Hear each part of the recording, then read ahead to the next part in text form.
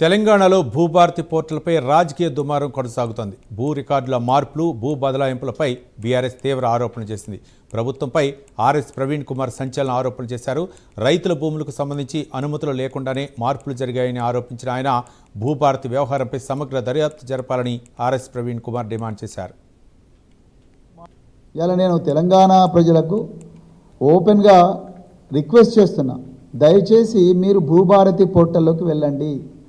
భూభారతి పోర్టల్లోకి వెళ్ళి మీ భూమి భద్రంగా ఉందో లేదో దయచేసి ఒకసారి చెక్ చేసుకోండి. ఆ భూభారతి పోర్టల్లో ఇప్పుడు ఈసీ అనే మాడ్యూల్ను మనం ప్రెస్ చేస్తే అందులో మనకు కేవలం ఏమీ కనిపించదు. ఒక పేజ్ వస్తుంది, ఈ పేజ్ పనిచేయడం లేదని వచ్చేస్తుంది. అంటే ప్రజలకు సంబంధించిన లక్షలాది ఎకరాల భూమిని, వాటి వివరాలను వాళ్లకు తెలియకుండా దాచిపెట్టారు ప్రభుత్వం.